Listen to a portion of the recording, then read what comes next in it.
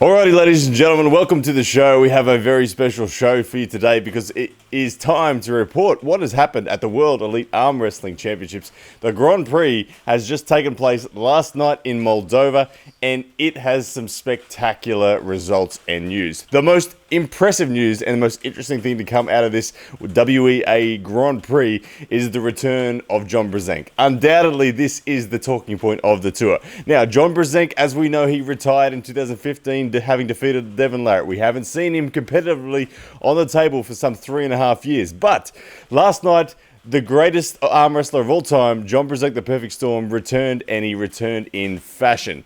He was in the 8-man draw, and he took on, in his first round, John took on Alexander Yankulski of Belarus. Now, Alexander Yankulski was a bigger man. He was a big, strong arm wrestling giant, and John Brzenk looked amazing. Okay, in the straps, John Brzenk's pronation was outstanding. He even tested out his hook against the man from Belarus, and he looked impressive.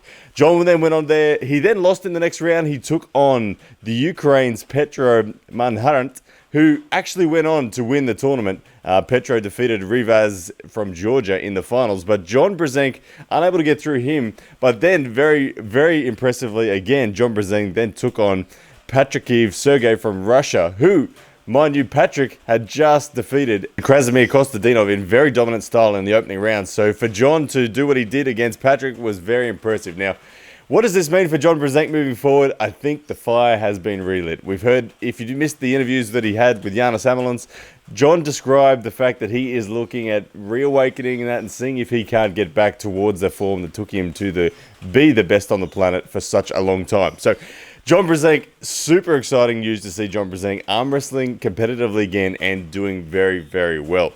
John Brzenk ended up taking the third place with second place going to Rivas from Georgia, with Petro Marharint from Ukraine taking the gold. Now, what else happened? We saw the left arm 8-man tournament as well. We saw Alan Malkiev. He took out the title in this competition, defeating Ryan Espy of Canada in the final. Not without its controversy, Ryan Espy looking like he probably had the match if it was going to go into the straps, but elbow fouls gave that away, and then Alan Malkiev took hand control and forced slips in losing positions in the second round. But Alan Malkiev had some very impressive wins up until that point.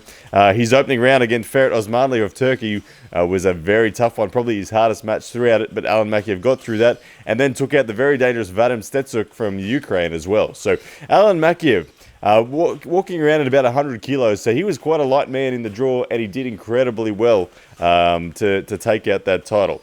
Some other big things that happened during this live broadcast, we saw the women's supermatch. Very entertaining. The two young girls, Ellen Janheim of Sweden, she took on local Moldova girl, Mihalia Lazari, and now this was an outstanding match. These women had never faced each other before, but the young Swede looked amazing. She had great hand control and was really on the offense the whole time. Lazari did dig deep and made it a match, but the Swede got the better of in this circumstance. Now, the other big two matches that happened that we'll save, one was, again, local Moldovan champion Daniel Procopciuc up against Mindaugas Tarasaitis of Lithuania. And this was an amazing match. These guys have been both at the top of the lightweight division for a long time, both with incredible records, and have faced each other. But Daniel Procopciuc, he looked amazing. He was on fire.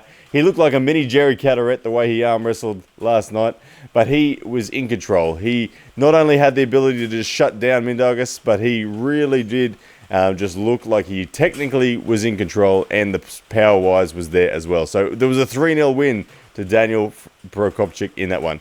And the final match, the big match, that was the big money match between Travis Bagent and Georgi Tsvetkov. Now, Travis Bagent came into this match with lots of people. I was watching it live. Lots of people didn't know who was going to win.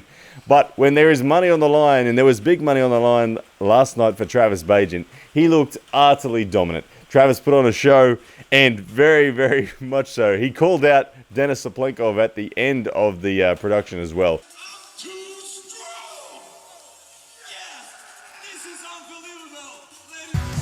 Would you like to say something? I would like to let Mr. Raja know that There is one man still that thinks that I'm not the best arm wrestler in the world. His name is Denis something over somewhere. You must get Denis here on this stage. Say his name? I don't know that name.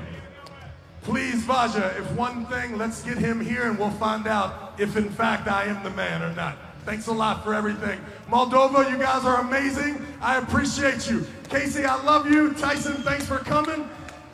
We love you guys. Thanks. Travis Bagent, known as his best arm, looked utterly dominant, and I think the world needs to see it. Let's see it. Travis Bagent v Denis Cyplenkov needs to happen sometime in 2019.